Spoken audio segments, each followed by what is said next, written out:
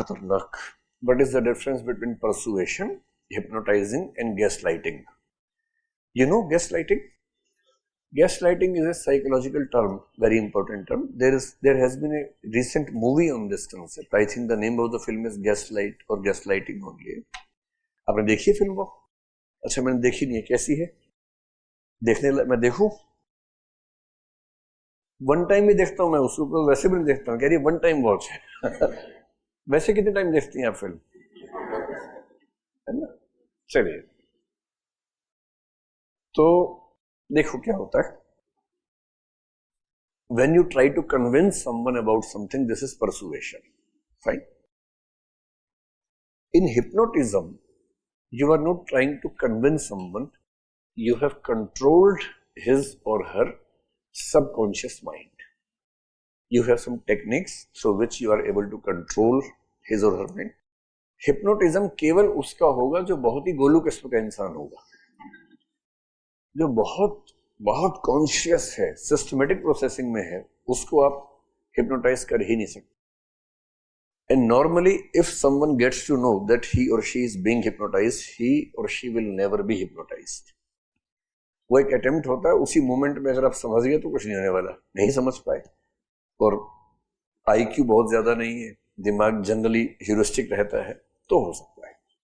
So in hypnotism someone is not persuading you और convincing you. he or she is controlling your mind. उस moment में वो जो command आपको देगा आप उसको एक्सेप्ट करेंगे, वट एवर द कमांड. अगर वो ये भी कमांड दे दे कि चाकू अपने पेट में मार लो, तो आप मार लेंगे उस मोमेंट में, पर उससे उसको फायदा नहीं है. वो कहता है पर्स निकाल के दे दो, आप पर्स निकाल के दे देते हैं, वो चला जाता है. 10, 20, 30 सेकंड बाद झटके से आपको लगता है कि ये क्या हो गया, तब तक वो जा चुका होता है.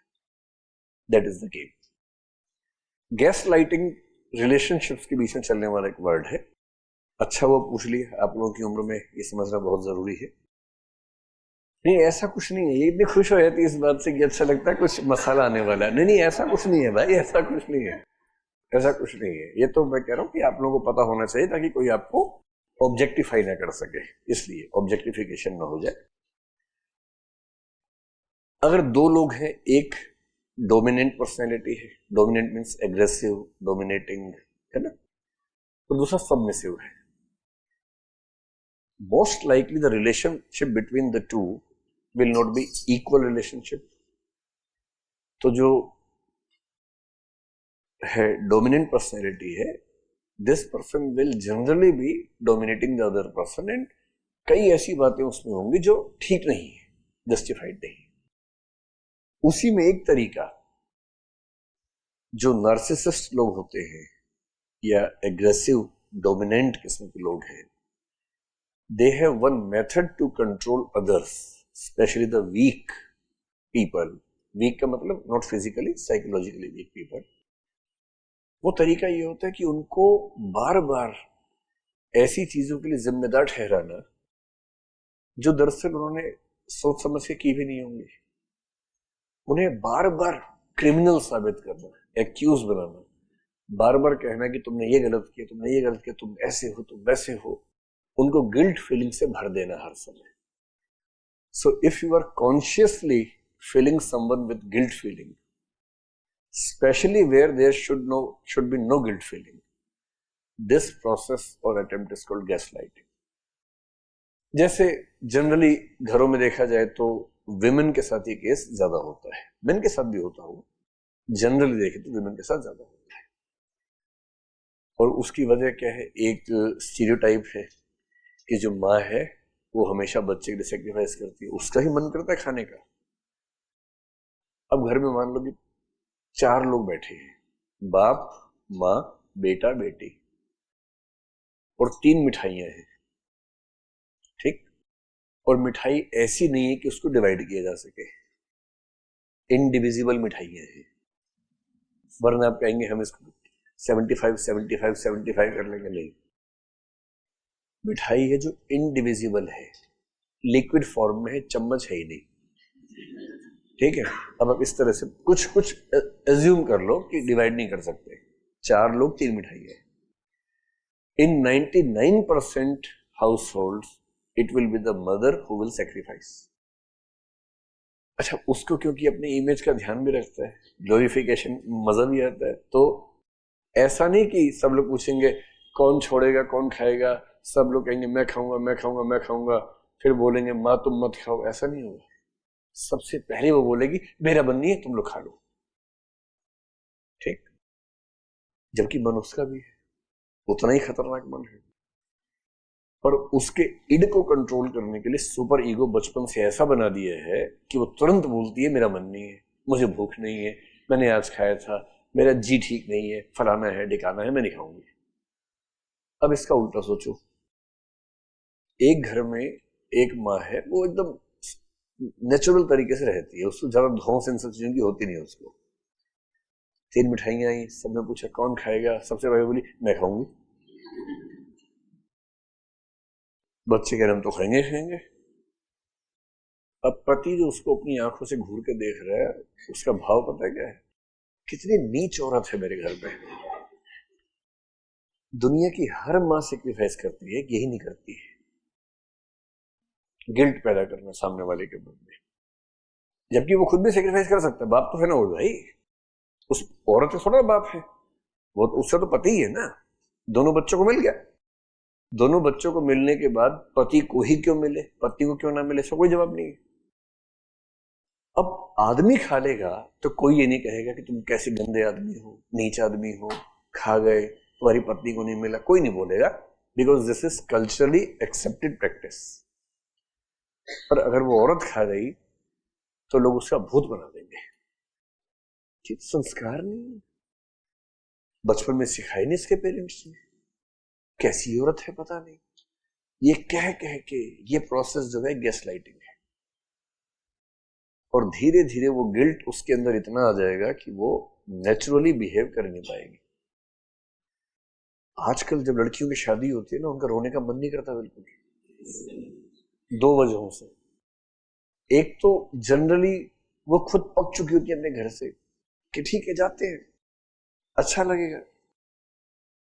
बहुत सारे मामलों में लव मैरिज हो रही होती है, तो जिसके साथ जा रही है, पहले क्यों रोते थे, चिंता है कहाँ जा रहे हैं, पता नहीं क्या होगा, पेरेंट्स से मिल पाऊंगे नहीं मिल पाऊंगी। अब तो वीडियो कॉल रोज होती है, मिलना भी हर हफ्ते होता रहता है। अब तो वो सब इश्यूज बचे नहीं है, रोना आता ही नहीं। और तीसरा ये भी कि जो चेहरे पे 7 चेहरे लगे हुए एक्स्ट्रा, रोते ही उनमें से 6-7 खत्म हो जाते हैं। एक चिंता ये भी है, उसमें भी फाउंडेशन कोर्स से शुरू होता है। अब उसमें जिसने बनाया हुलिया, उसने कहा कि देखो पानी ना पड़े, बरसात आए तो साइड से निकल जाना, बस आंसू भी एक बरसात है, तो रोने का कोई वैसे मतलब नहीं। और आप देखेंगे शादी जब विदाई होती है, आसपास सब लोग माहौल बनाए थे, वो रो ही नहीं रही, वो खुश है, अच्छा मैं जा रही हूँ, मम्मी चूटी काटते, रो थोड़ा सा कम बात, क्या कहेंगे सब लोग, थोड़ा रो ताकि हमारी इमेज अच्छी बने कि देखो हमसे इतना प्यार करते थे कि दुखी होकर रो रही है। उसे रोना ही नहीं रहा। लड़के ज्यादा रोते हैं आजकल विदाई के समय, उनको लगता है कि मतलब भविष्य की चिंता की वजह से नहीं, इस वजह से कि कितना गमगीन माहौल है, उस भाव से। उस समय तो उनको नहीं पता होता ना कि बाद में क्या होने वाला है, वरना तो ये सोच के भी रो सकते थे, उस समय तो नहीं पता होता। अब अगर कोई लड़की विदाई के समय ना रोए, अगर वो खुश है, तो लोग कह रहे कैसी लड़की है बताओ यार। लड़के का फूफा सबसे पहले बोल रहे क्या माहौल है, क्या जमाना आ गया, ऐसे ऐसे लोग शादी करके घर में आ रहे हैं। अभी गैस लाइटिंग शुरू हो गई कि रोही क्यों नहीं, और जमाना चेंज हो गया। लड़की आजकल शादी में डांस करने लग गई है, अपनी ही शादी में डांस करती है लड़की, इसमें क्या परेशानी है, उसको अच्छा लग रहा है। तो गैस लाइटिंग जनरली स्टीरियोटाइप्स के बेस पर किसी को गिल्ट फीलिंग से भर देना is gaslighting, a kind of persuasion कह सकते हैं, but that persuasion is also always negative to fill someone with guilt feeling. ठीक है, जब कोई आपसे कहे धौंस में नहीं होना है, कोई आपसे कहे तू वैसे इंसान, पता क्या बोलो हाँ तुम्हें नहीं पता था, ऐसा ही हूं, अभी भी सोच लो, बस धौंस में क्या आना है किसी की।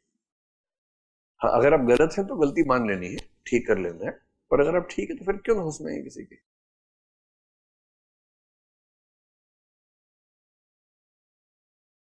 ब्रेन वॉश का मतलब होता है एक complete kind of persuasion. Changing someone's mind completely is brain washing. ठीक। So intensity and degree of persuasion, if it becomes very high, very comprehensive, we call it brain wash. हमेशा ध्यान रखना, brain wash के समय brain होता है जिसको wash कर रहे होते हैं। हिप्नोटिज्म में this person is not left with his brain, अब उसका ब्रेन उसे कंट्रोल में है ही नहीं। So hypnotism is a trick. Persuasion और ये ब्रेन वॉशिंग, ये सब चीजें या गैस लाइटिंग, ये सब कॉन्शियस अटेम्प्ट्स हैं किसी को कन्विंस करने के। अगर कन्विंस करने के तुम गंदे इंसान हो तो गैस लाइटिंग है। पूरी उसकी विचारधारा, आइडियोलॉजी चेंज कर दी है तो ब्रेन वॉशिंग है। और अगर किसी खास स्पेसिफिक मामले में है तो वो परसुएशन है। ठीक है भाई, क्या बात है। हाँ जी जी जी, कहें। अच्छा, दो थे, मैंने उनसे पूछा कहें, इधर वाले साहब उठे, बोले तू रुक, पहले मैं बोलूंगा। ये गैस लाइटिंग होती है। वो बेचारा दम के बैठ गया चुपचाप। तो ये गैस लाइटिंग की शुरुआत ऐसे ही होती है कि तू बैठ। वो बोल नहीं पाया, मैं क्यों बैठूं? तो क्यों ना बैठे भाई, तो पहले तुम उठो। यहां गैस लाइटिंग नहीं होगी बिल्कुल भी। हाँ बताओ। अच्छा, आपने पहले मौका दे दिया, ठीक है। अब ये भी आप वैसा ही कर रहे हैं कुछ। रिवर्स डिस्क्रिमिनेशन बोलते। चल बोलिए बोलिए बोलिए बोलिए। मैंने कोई बुक पढ़ी नहीं हिप्नोटिज्म पे दरअसल। मैंने डायरेक्टली 3 दिन एक बार सीखा था समझने के लिए। तो ऐसे लोग हैं जो वो हिप्नोटिज्म नहीं सिखाते, they teach hypnotherapy. So just go on Google and type I want to learn hypnotherapy, तो कहीं ना कहीं से कोई कोर्स निकल के आएगा 3 दिन का। ज्वाइन करो, सीख के आ जाओ। फिर कोई मिले तो उसको ऐसे ऐसे करना, उसके सामने ऐसे ऐसे, क्या पता कुछ हो जाए। हो गया तो मजे हैं, नहीं हो पाए तो ऊपर से पिटाई होती है सामने से।